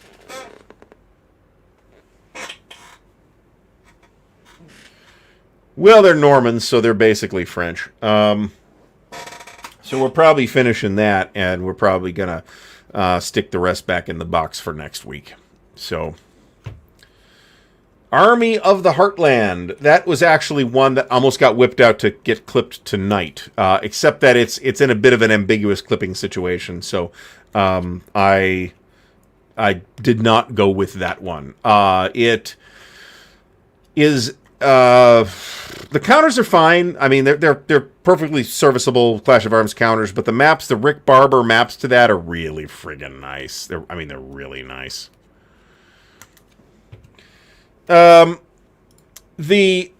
In fairness, so Herman Luttman's not going to make that sucks. I'm disappointed by that. Not making it to Origins, so that's unfortunate. But let's. I think isn't Herman coming to Buckeye Game Fest though? So, that's almost as good. Bayasia Atkins, welcome to the show. What is a good starter La Bataille game? If you can get your hands on La Bataille de Beauchamp, I think that is ideal. That is the La Bataille game that appeared in an issue of Against the Odds magazine. It will probably be reasonably difficult to obtain nowadays.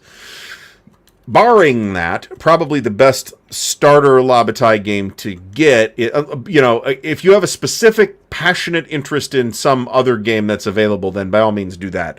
But just in terms of magnitude, the most natural starting place is probably La Bataille de Quatre Bras or de Quatre Bras, because Quatre Bras is in fact plural.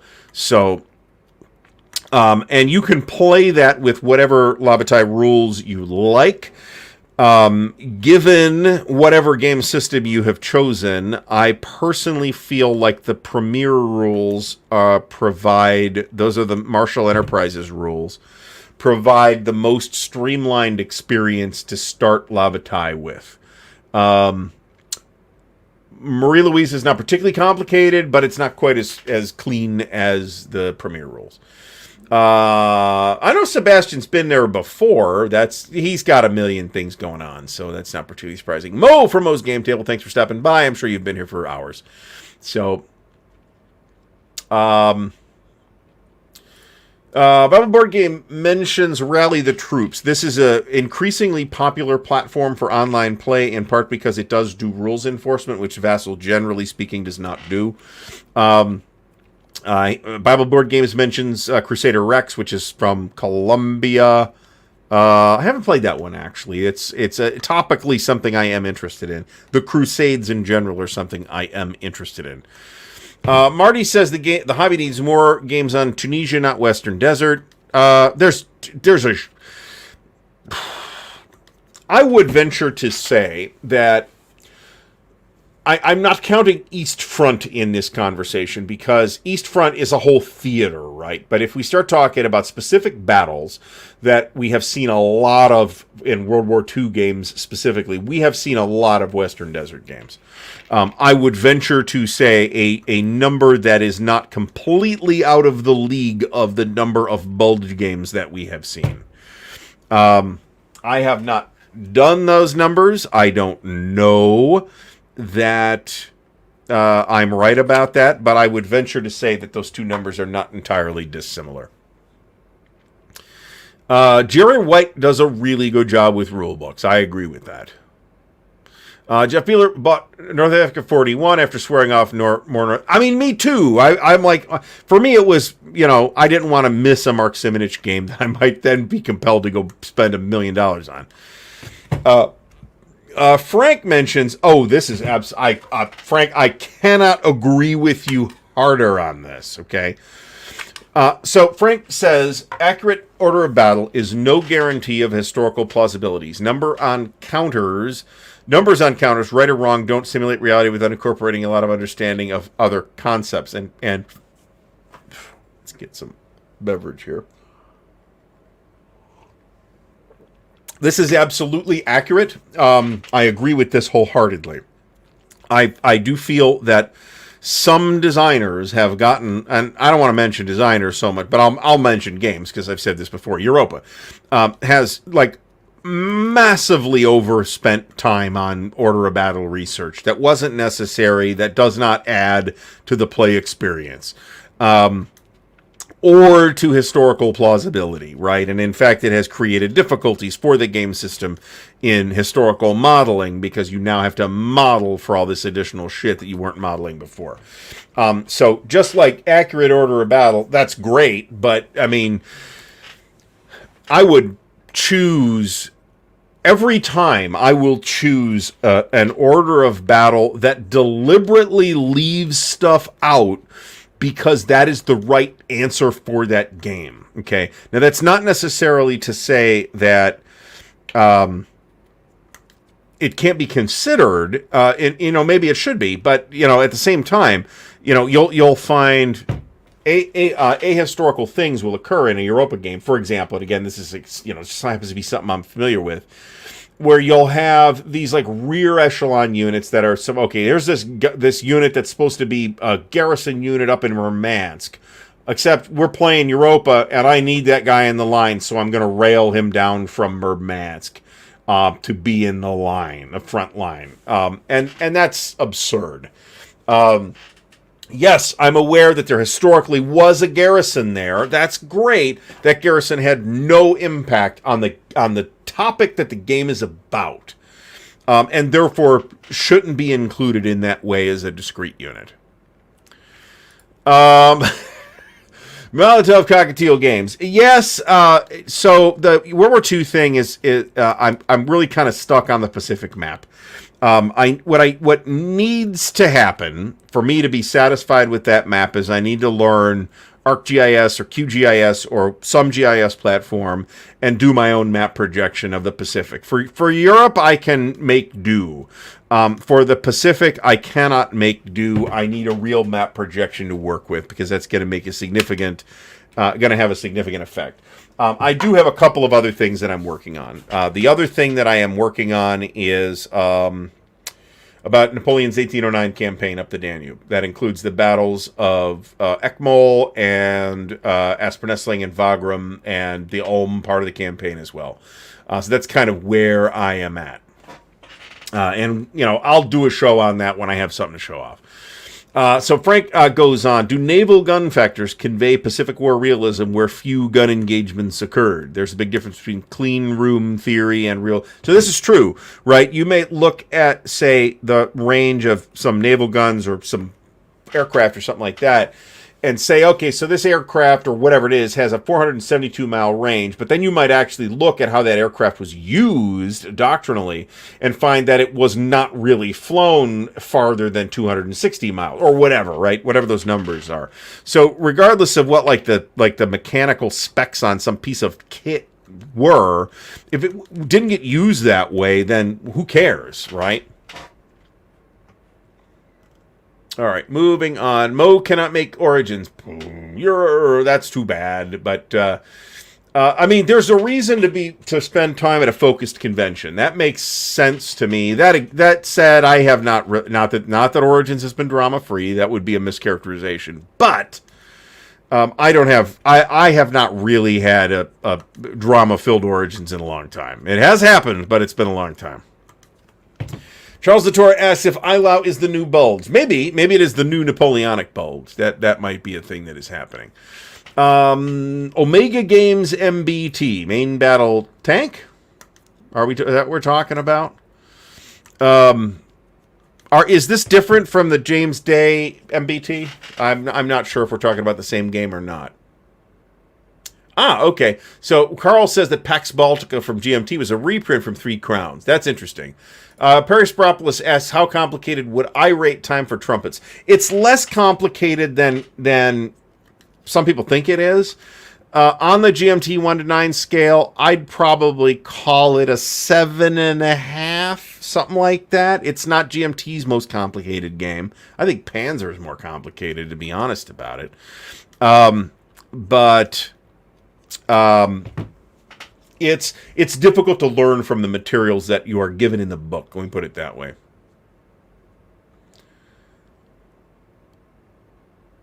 All right. This is fair too. There's a lot of like special conditional stuff in Time for Trumpets in general.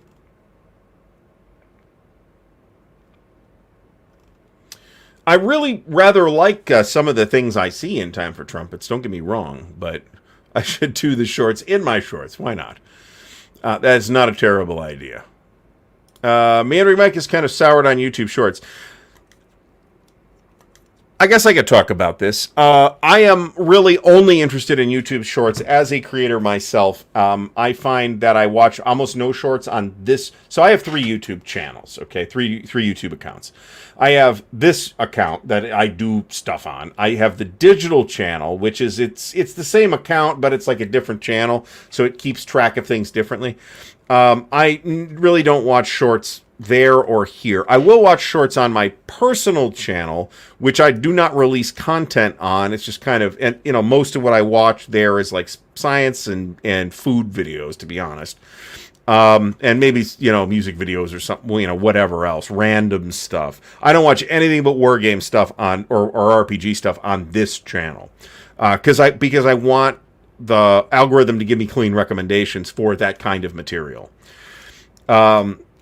So I have very little interest in YouTube Shorts outside of YouTube Shorts that I make. So if I can produce content that is interesting to people in that format, I will continue to do so. It is one of the reasons why that format has taken off on various platforms, is because it's fucking easy. It's easy to make that kind of content.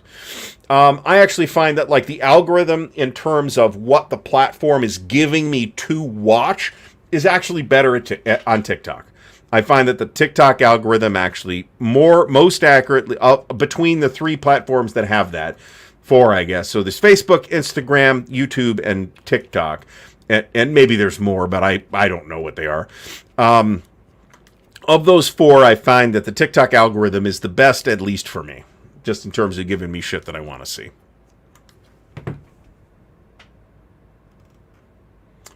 All right. I mean, honestly, I did the unboxing video already, and while, yeah, I think it's a little thinner than recent GMT boxes, that was not something that I even noticed. All right, so Eric Goebel mentions the VUCA rulebooks. They're laid out extremely well. Usually only need to read it once to know how to play, other than Knock Paris. So a lot of the VUCA games are not super duper complicated either, right? Knock Paris is probably the most... I mean, I've only seen a few of their games, but is Knock Paris their most complicated game? It might be.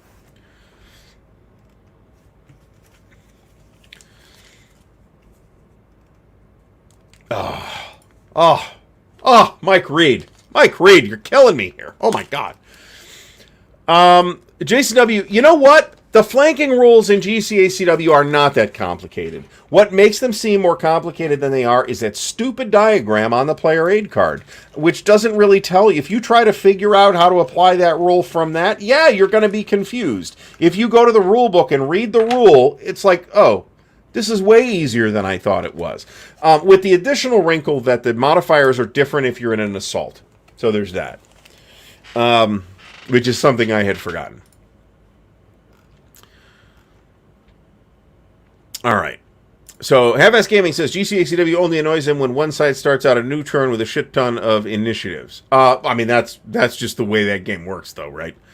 The second scenario that I played, which I actually started, which is Patterson versus Johnston, second scenario for all green alike, basically had that same situation happen where there's no set initiative for the first initiative, and the Confederates won like the first 5 initiatives. And consequently, the Union Army on turn, I think we're just about to hit turn 2. The turn 1 action phase is over. I got to do the recovery. And going into turn 2, the Union player is 1 point away from Army Panic. Even though it's a basic scenario, that particular scenario does use the Army Panic rule. Patrick says that there will be QR codes in the newest skirmisher. That's great. I'm all for it.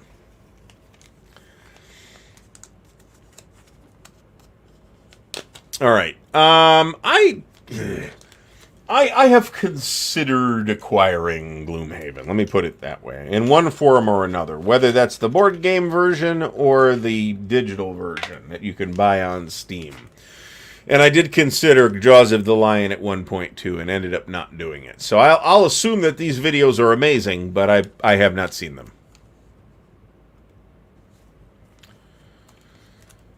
There's some truth to this, too. I mean, there's no fundamental reason why this needs to be true, but it is, in fact, true. Let me put it that way. All right. I mean, this can totally happen. I wouldn't say it happened in this case. I think I overextended, maybe didn't advance quite as cautiously as Patterson should have as the Union player as well. This is a vital skill in wargames in general, and it is absolutely fundamentally necessary to play a number of these games well that where the system applies some kind of mechanical constraint to you, where you're kind of given your own authority to dictate tempo, but if you do it badly, you will lose the game. Okay, this is true of BCS, OCS, GCACW, and this is a major factor in one of the reasons. This is a major reason why I like these systems. GTS is like this too. You've got to make your own decisions about tempo. It is easy to not be aggressive enough, but it's equally easy to be too aggressive and overextend. That's exactly what happened in the first scenario. As the Union, which ended up in a marginal Confederate victory. I extended too far. I should have been happy getting units in force across the Potomac, and that was it. I tried to push too hard on Martinsville, and I got kicked in the face by the Confederates. So,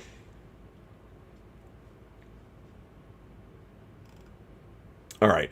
Holden Messerschmitt, welcome back to the show. Frustration is part of the learning process. Can't argue with that. I mean, so I'm going to disagree with Mo here on this part of the statement. Certainly the rest of it is accurate. War games have a reputation as complicated games that I think is generally overstated. Which is not to say that I think there's no complicated war games. That would be an absurd thing to say. However, if we look at war games, let me just glance at the shelf behind me and pick out something that I would call complicated. What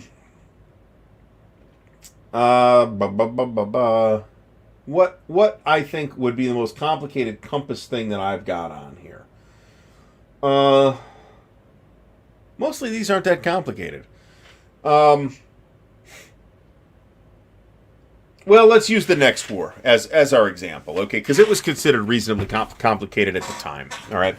So that's got, what, a 40-page rulebook, 40-some-page rulebook, something like that, all right? So, you know, and again, rulebook length does not necessarily have a direct correlation with rules complexity. That is a false parallel, okay?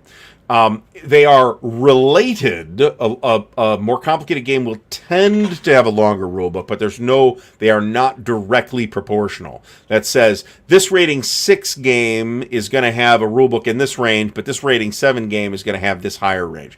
They are not directly related in that way.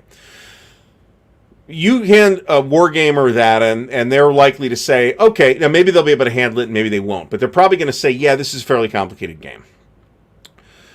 You, on the other hand them this book. What would be a great example?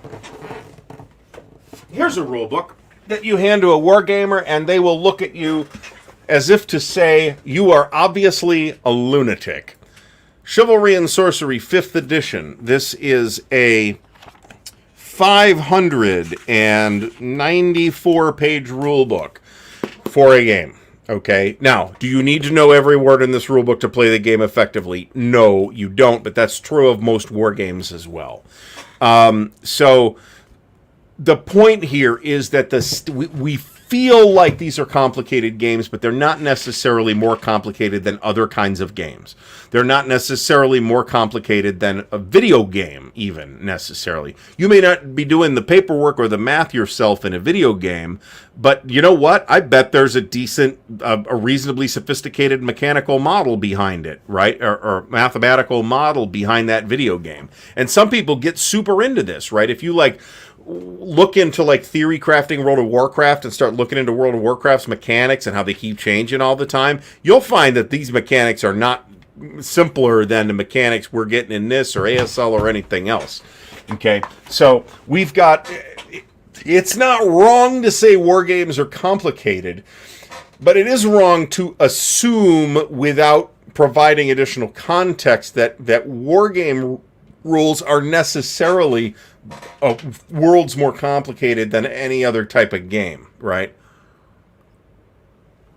Even D&D is, and the other thing is that there is often an assumption, an unexamined assumption that people like simple games, and that is flatly bullshit. The most popular games tend to be complicated games, right? Think about all the popular war games that you see people playing year in and year out, ASL, OCS, that kind of stuff. Those are all fairly complicated games.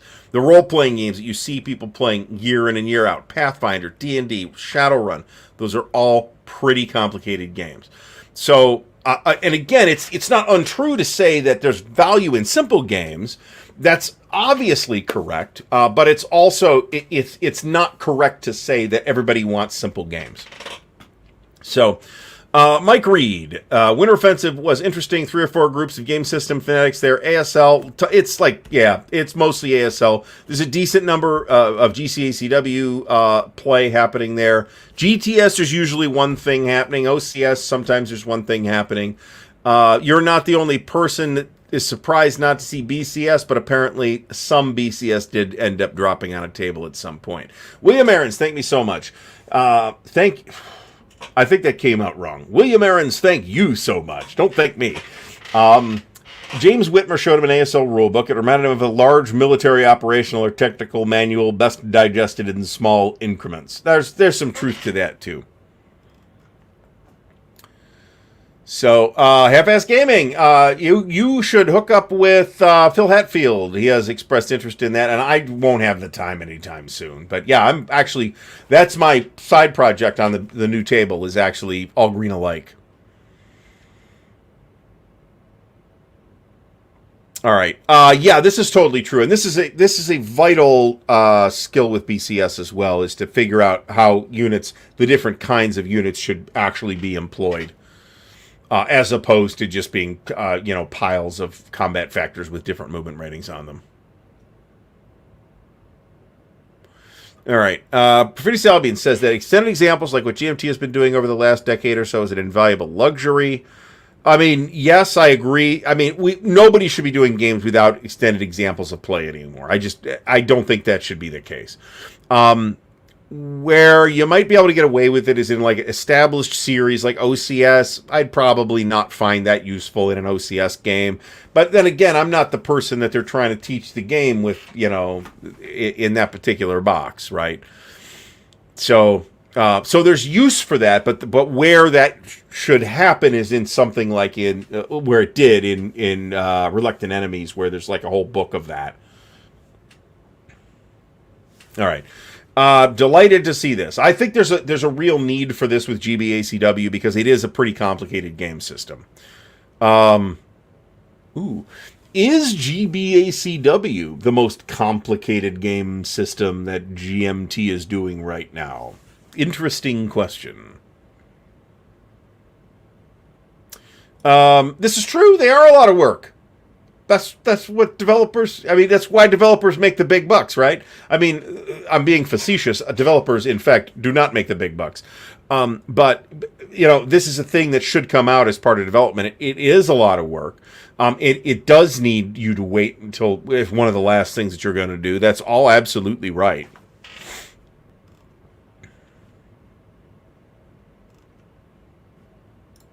All right, Vincenzo mentions that Marco is very good at reviewing and giving you the basics of a game in the same video. Sure, and I've certainly have a high opinion of many Marco reviews. Actually, mostly war games though, because the stuff that he does for non-war games, I just don't watch.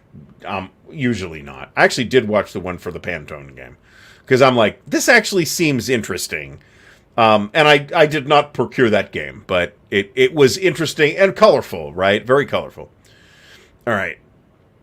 Yeah, well, we'll talk about this when we get to, Marty, push some buttons here, okay? Because I want to get this happening. I'd be clipping that tonight if we'd had that video done. So, all right. I mean, you can do this too, and you can do this in big team games, right? I mean, we've done this don't think this didn't happen when I played Case Blue, right? So...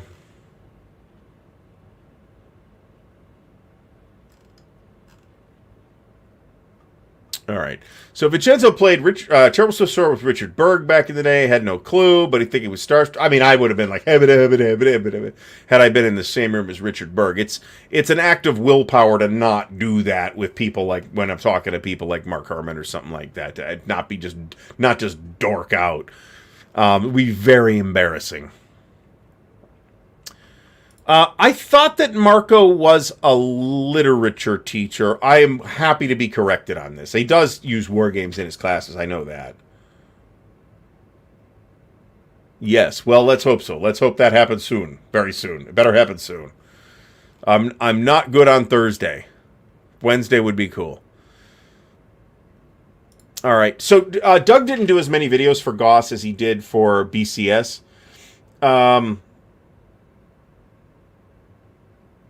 He did do some videos on Goss. Are we sure we're not thinking of TSWW? Because this statement very much resembles Doug's videos on TSWW. I really enjoyed the Avalon Hill Blackbeard game, to be honest about it. So Stigler acknowledges that GBACW is not for everyone. I wouldn't mind seeing us like it. Okay, so something that gets asked for reasonably often is a simple GBACW, much like simple Great Battles of History. And I push back at that too, because I don't like simple Great Battles of History. I think simple Great Battles of History is not much simpler than regular Great Battles of History, but removes a lot of the historical details that are the reason I find Great Battles of History interesting in the first place. That is not to say that it is not worthwhile. There are reasonable reasons why simple GBOH exists. What I will say is I do not find those reasons compelling. Simple GBOH kind of unifies the system in a way that the regular games do not, under like a single game system. You ignore a lot of that stuff, specific weapon types and that stuff, specific command rules for specific factions. You ignore a lot of that stuff in simple GBOH. And to me, that's why I'm playing GBOH in the first place. So I would just as soon skip simple GBOH. But on the other hand, I don't think that you necessarily had to evolve in that way. So this is remarkably prudent of Stigler to put it this way. It's none of these games are for everyone. War games in general are not for everyone. So, I mentioned in the unboxing video, we could easily get a Norman Conquest Volume 2 and Volume 3. The Normans were all over the place doing all kinds of things and fighting all kinds of different people. You could easily fill another 2 boxes with just Normans stuff. One of the big Viking battles that you could put in there is in this box. That would be Stamford Bridge. You could maybe you could do Wisby. I don't know enough about the battle. Wisby's a really important archaeological find because it's basically a battle that happened in like this peat bog. So all the corpses and their stuff like survived at the bottom of this bog, and they dug it all up in the last 100 or 200 years. You could easily have a bunch of fictional, like, Viking raid scenarios, but I got no interest in fictional scenarios. Give me actual scenarios. There's plenty of actual historical stuff to do. Ejon Tishy, thanks for stopping by. Hopefully I'm not butchering that too bad. Says the next Men of Iron entry is Guelphs and Ghibellines. I'd be delighted to see this. This is actually a really interesting topic. Gilchrist asks about blind swords versus GBACW. Just getting into blind swords as it seems more approachable. It totally is more approachable. There's no doubt about that. I like blind swords. I am now behind on getting blind swords games, but up to like the 3 games ago, I had all the blind swords games, and I like blind swords. My personal preference is more on the end of GBACW or Line of Battle than it is blind swords. I like having rules for things like facing and artillery units in battery versus limbered. Stuff like that. Stuff like ammunition rules and things like that. I like that extra texture and detail that one is getting out of a GBACW that one might not get in a Blind Swords. That said, Blind Swords is super approachable. It's very fun to play. Those games are very solid. So, but I mean, you've already said, Gilchrist, the big thing I would say, Blind Swords is way more approachable. That said, if you want to investigate GBACW, if you can wait for Swords and Bayonets, get that, because that's going to be small, easy battles with a lot of explanatory material. If you can't wait for that, get Death Valley. Skip Into the Woods as I can think of no worse first entry in a series to investigate for GBACW than Into the Woods. It is noticeably more complicated than even the rest of the complicated GBACW games. And that a lot of that is because of the terrain on the map. There's like 3 different types of woods. That kind of thing. Yes, actually they are the same scale. But bear in mind that GBACW is a little better equipped because of the size of the pieces and who publishes them, is a little better equipped and positioned to do a big battle like Shiloh or Gettysburg. You're not going to see a big battle or Shiloh or Gettysburg out of Blind Swords proper. You will see parts of those battles.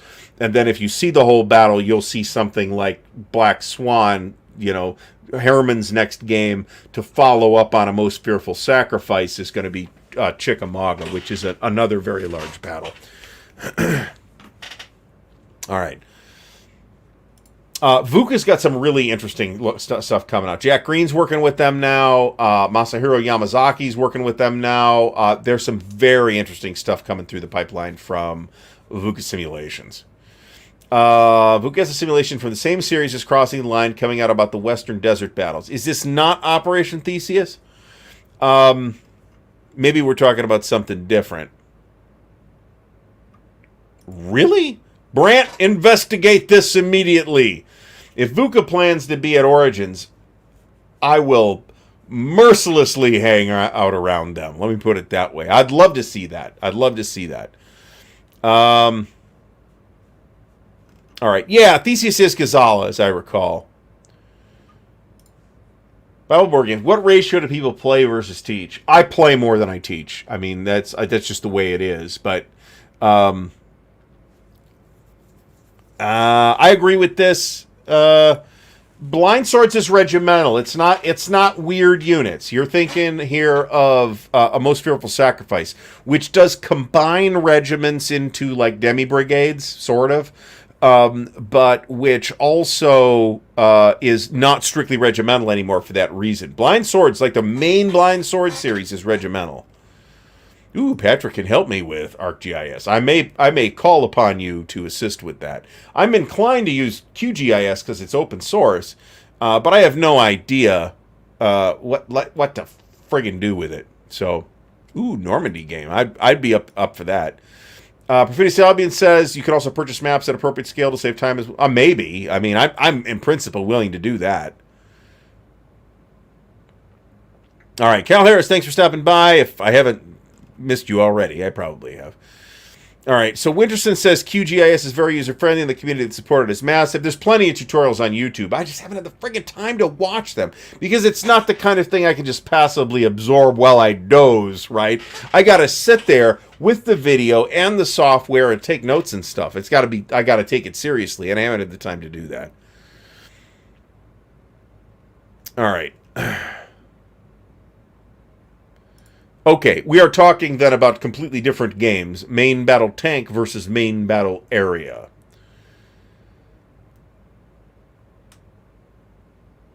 There's some problems opening, like the Goss Atlantic Wall Vassal module too. There's a, you basically have to go into Vassal and assign more memory to the module and then to the client, and you can make it work and be using the 64-bit client. YouTube, so like YouTube, how much time? Oh shit, we're almost out of time. YouTube Shorts tends to or Facebook Reels or whatever they're called, tends to send me on a never-ending, like, clips from movies and TV shows and stuff like that. And it's like, yeah, you can watch some of those and not generally. TikTok seems to want to feed me endless videos of Mike Tyson beating the shit out of people. And I'm basically okay with that. I'm basically okay watching Mike Tyson kick the shit out of people. So there's that. That's how it's been lately anyway. If you're watching for Wargames stuff, YouTube Shorts, you're probably going to be disappointed. But we're starting to see more of it now. We're seeing Wardrobe's doing some shorts, and I'm doing some shorts, some other people. We just got to get more people doing them, that's all. All right, I'm speeding forward here because we are out of time.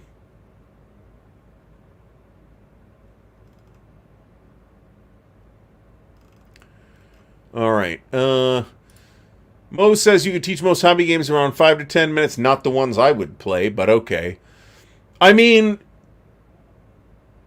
I don't know, man. I mean, no. So let me make a statement here, and I'm willing to have people argue with me. Let's take a hobby game that people are playing all the time. Like, people will play this game over and over and over again, like Terraforming Mars. That's not that simple. You might take it to the local board gaming club and teach it in 5 minutes. And then when you're done playing, all those people will then go play something else.